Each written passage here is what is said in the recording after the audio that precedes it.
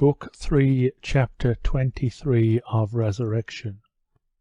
"By the way, where are you staying?" asked the General as he was taking leave of Nekhludoff. "At Duke's." "Well, it's horrid enough there. Come and dine with us at 5 o'clock. You speak English?" "Yes, I do." "That's good. You see, an English traveller has just arrived here. He is studying the question of transportation and examining the prisons of Siberia. Well, he is dining with us tonight, and you come and meet him. We dine at 5, and my wife expects punctuality. Then I shall also give you an answer what to do about that woman, and perhaps it may be possible to leave someone behind with the sick prisoner." Having made his bow to the General, Nekhludoff drove to the post office, feeling himself in an extremely animated and energetic frame of mind. The post office was a low vaulted room. Several officials sat behind a counter serving the people, of whom there was quite a crowd. One official sat with his head bent to one side and kept stamping the envelopes, which he slipped dexterously under the stamp. Nekhludoff had not long to wait. As soon as he had given his name, everything that had come for him by post was at once handed to him. There was a good deal: letters and money and books, and the last number of Fatherland notes. Nekhludoff took all these things to a wooden bench, on which a soldier with a book in his hand sat watching for something, took the seat by his side, and began sorting the letters.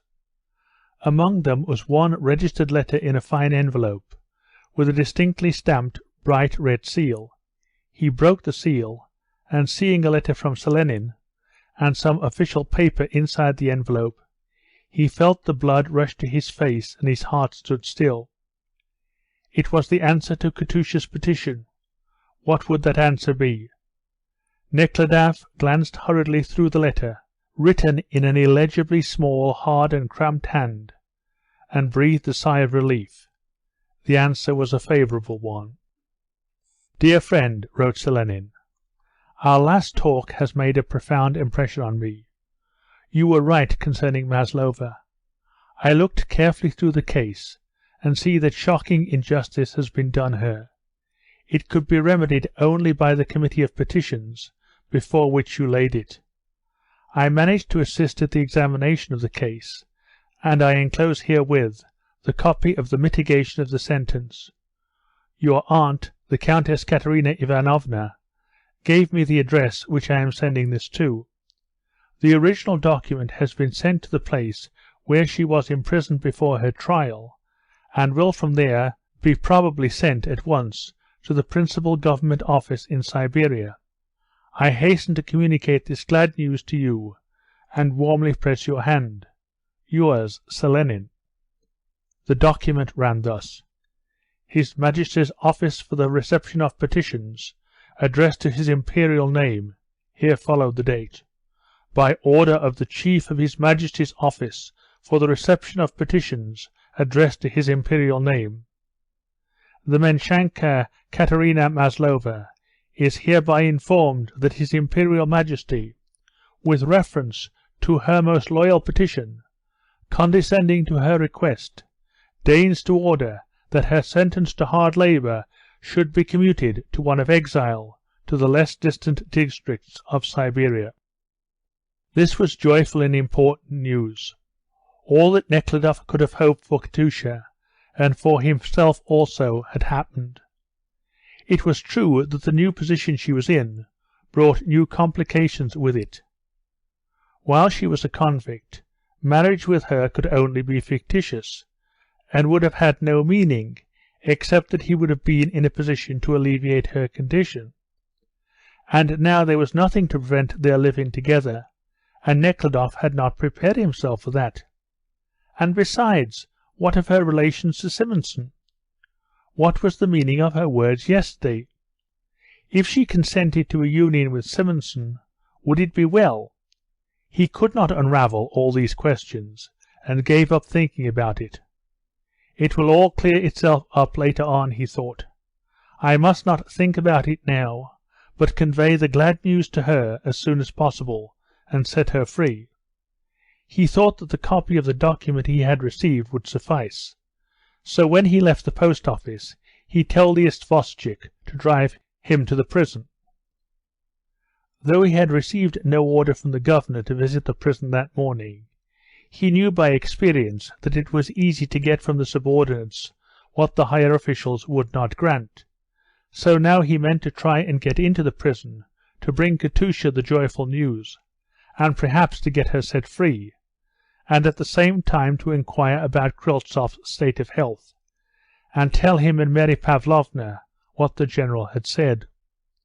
The prison inspector was a tall, imposing-looking man, with moustaches and whiskers that twisted towards the corners of his mouth. He received Nekhludoff very gravely, and told him plainly that he could not grant an outsider the permission to interview the prisoners without a special order from his chief. To Nekhludoff's remark that he had been allowed to visit the prisoners even in the cities, he answered, "That may be so, but I do not allow it," and his tone implied, "You city gentlemen may think to surprise and perplex us, but we in eastern Siberia also know what the law is, and may even teach it you." The copy of a document straight from the Emperor's own office did not have any effect on the prison inspector either. He decidedly refused to let Nekhludoff come inside the prison walls. He only smiled contemptuously at Nekhludoff's naive conclusion that the copy he had received would suffice to set Maslova free, and declared that a direct order from his own superiors would be needed before anyone could be set at liberty. The only things he agreed to do were to communicate to Maslova that a mitigation had arrived for her, and to promise that he would not detain her an hour after the order from his chief to liberate her would arrive. He would also give no news of Kryltsov, saying he could not even tell if there was such a prisoner, and so Nekhludoff, having accomplished next to nothing, got into his trap and drove back to his hotel. The strictness of the inspector was chiefly due to the fact that an epidemic of typhus had broken out in the prison, owing to twice the number of prisoners that it was intended for being crowded in it. The isvostchik who drove Nekhludoff said, "Quite a lot of people are dying in the prison every day, some kind of disease having sprung up among them, so that as many as 20 were buried in one day." End of Book 3, Chapter 23. Book 3, Chapter 24 of Resurrection. In spite of his ineffectual attempt at the prison, Nekhludoff, still in the same vigorous, energetic frame of mind, went to the governor's office to see if the original of the document had arrived from Maslova. It had not arrived, so Nekhludoff went back to the hotel and wrote without delay to Selenin and the advocate about it. When he had finished writing, he looked at his watch and saw it was time to go to the general's dinner party. On the way he again began wondering how Katusha would receive the news of the mitigation of her sentence, where she would be settled, how he should live with her. What about Simonson? What would his relations to her be? He remembered the change that had taken place in her, and this reminded him of her past. I must forget it for the present, he thought, and again hastened to drive her out of his mind. When the time comes I shall see, he said to himself, and began to think of what he ought to say to the general. The dinner at the general's, with a luxury habitual to the lives of the wealthy and those of high rank, to which Nekhludoff had been accustomed, was extremely enjoyable, after he had been so long deprived not only of luxury, but even of the most ordinary comforts. The mistress of the house was a Petersburg grande dame of the old school, a maid of honour at the court of Nicholas I, who spoke French quite naturally and Russian very unnaturally. She held herself very erect, and, moving her hands, she kept her elbows close to her waist. She was kindly and somewhat sadly considerate for her husband, and extremely kind to all her visitors, though with a tinge of difference in her behaviour according to their position. She received Nekhludoff as if he were one of them, and her fine, almost imperceptible flattery made him once again aware of his virtues and gave him a feeling of satisfaction.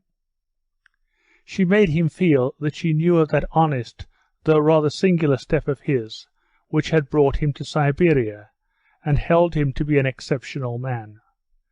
This refined flattery and the elegance and luxury of the General's house had the effect of making Nekhludoff succumb to the enjoyment of the handsome surroundings, the delicate dishes, and the ease and pleasure of intercourse with educated people of his own class, so that the surroundings in the midst of which he had lived for the last months seemed a dream from which he had awakened to reality. Besides those of the household, the General's daughter and her husband, and an aide-de-camp, there were an Englishman, a merchant interested in gold mines, and the governor of a distant Siberian town. All these people seemed pleasant to Nekhludoff. The Englishman, a healthy man with a rosy complexion, who spoke very bad French, but whose command of his own language was very good and oratorically impressive, who had seen a great deal, was very interesting to listen to when he spoke about America, India, Japan, and Siberia.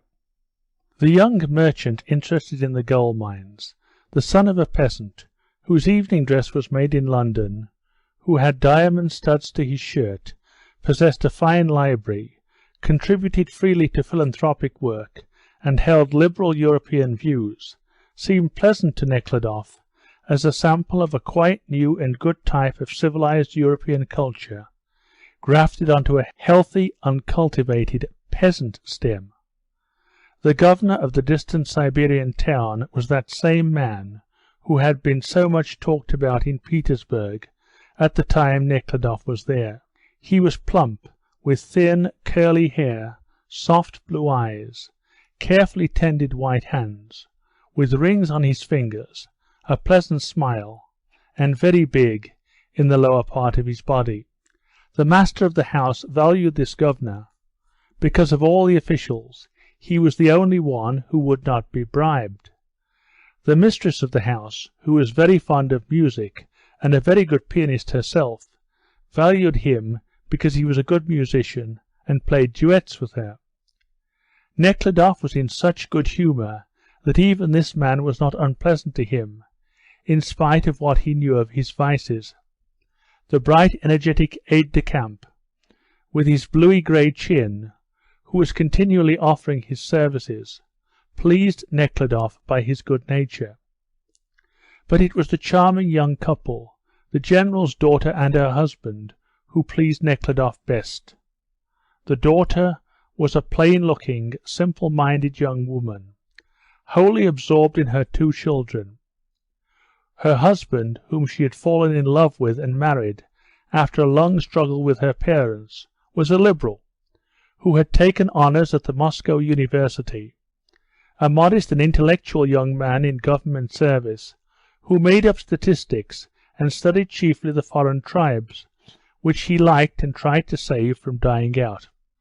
All of them were not only kind and attentive to Nekhludoff, but evidently pleased to see him as a new and interesting acquaintance.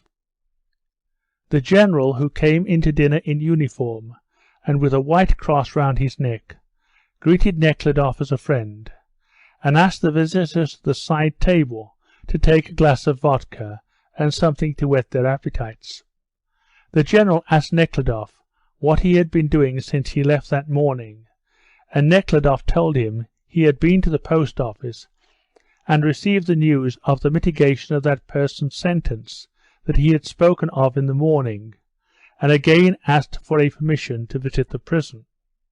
The General, apparently displeased that business should be mentioned at dinner, frowned and said nothing. "Have a glass of vodka," he said, addressing the Englishman, who had just come up to the table. The Englishman drank a glass, and said he had been to see the cathedral and the factory, but would like to visit the great transportation prison. "Oh, "That will just fit in," said the general to Nekhludoff. "You will be able to go together. Give them a pass," he added, turning to his aide-de-camp. "When would you like to go?" Nekhludoff asked.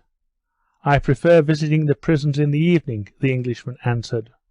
"All are indoors, and there is no preparation. You find them all as they are." "Ah, he would like to see it in all its glory. Let him do so. I have written about it, and no attention has been paid to it. Let him find out from foreign publications," the general said, and went up to the dinner table, where the mistress of the house was showing the visitors their places. Nekhludoff sat between his hostess and the Englishman. In front of him sat the general's daughter and the ex-director of the government department in Petersburg. The conversation at dinner was carried on by fits and starts. Now it was India that the Englishman talked about, now the Tonkin expedition that the general strongly disapproved of, now the universal bribery and corruption in Siberia. All these topics did not interest Nekhludoff much. But after dinner, over their coffee, Nekhludoff and the Englishman began a very interesting conversation about Gladstone, and Nekhludoff thought he had said many clever things that were noticed by his interlocutor, and Nekhludoff felt it more and more pleasant to be sipping his coffee, seated in an easy chair among amiable, well-bred people. And when, at the Englishman's request, the hostess went up to the piano with the ex-director of the government department, and they began to play in well-practiced style Beethoven's Fifth Symphony, Nekhludoff fell into a mental state of perfect self-satisfaction to which he had long been a stranger, as though he had only just found out what a good fellow he was. The grand piano was a splendid instrument. The symphony was well performed. At least, so it seemed to Nekhludoff, who knew and liked that symphony. Listening to the beautiful andante, he felt a tickling in his nose. He was so touched by his many virtues. Nekhludoff thanked his hostess for the enjoyment that he had been deprived of for so long, and was about to say good-bye and go, when the daughter of the house came up to him with a determined look and said with a blush, "You asked about my children. Would you like to see them?" "She thinks that everybody wants to see her children," said her mother, smiling at her daughter's winning tactlessness. "The prince is not at all interested." "On the contrary, I am very much interested," said Nekhludoff, touched by the overflowing happy mother-love. "Please let me see them." "She's taking the prince to see the babies," the general shouted, laughing from the card table, where he sat with his son-in-law, the mine owner and the aide-de-camp. "Go, go, pay your tribute." The young woman, visibly excited by the thought that judgment was about to be passed on her children, went quickly towards the inner apartments, followed by Nekhludoff. In the third, a lofty room, papered with white and lit up by a shaded lamp, stood two small cots, and a nurse with a white cape on her shoulders sat between the cots. She had a kindly, true Siberian face with its high cheekbones. The nurse rose and bowed. The mother stooped over the first cot, in which a 2-year-old little girl lay peacefully sleeping, with her little mouth open and her long curly hair tumbled over the pillow. "This is Katie," said the mother, straightening the white and blue crochet coverlet, from under which a little white foot pushed itself languidly out. "Is she not pretty? She's only 2 years old, you know." "Lovely." "And this is Vasyuk, as grandpapa calls him. Quite a different type. A Siberian, is he not?" "A splendid boy," said Nekhludoff, as he looked at the little fatty lying asleep on his stomach. "Yes," said the mother, with a smile full of meaning. Nekhludoff recalled to his mind chains, shaved heads, fighting debauchery, the dying Kryltsov, Katusha and the whole of her past, and he began to feel envious and to wish for what he saw here, which now seemed to him pure and refined happiness. after having repeatedly expressed his admiration of the children, thereby at least partially satisfying their mother, who eagerly drank in this praise, he followed her back to the drawing-room, where the Englishman was waiting for him to go and visit the prison, as they had arranged. Having taken leave of their hosts, the old and the young ones, the Englishman and Nekhludoff went out into the porch of the general's house. The weather had changed. It was snowing, and the snow fell densely in large flakes, and already covered the road, the roof, and the trees in the garden, the steps of the porch, the roof of the trap, and the back of the horse. The Englishman had a trap of his own, and Nekhludoff, having told the coachman to drive to the prison, called his isvostchik, and got in with a heavy sense of having to fulfil an unpleasant duty, and followed the Englishman over the soft snow, through which the wheels turned with difficulty. End of Book 3, Chapter 24.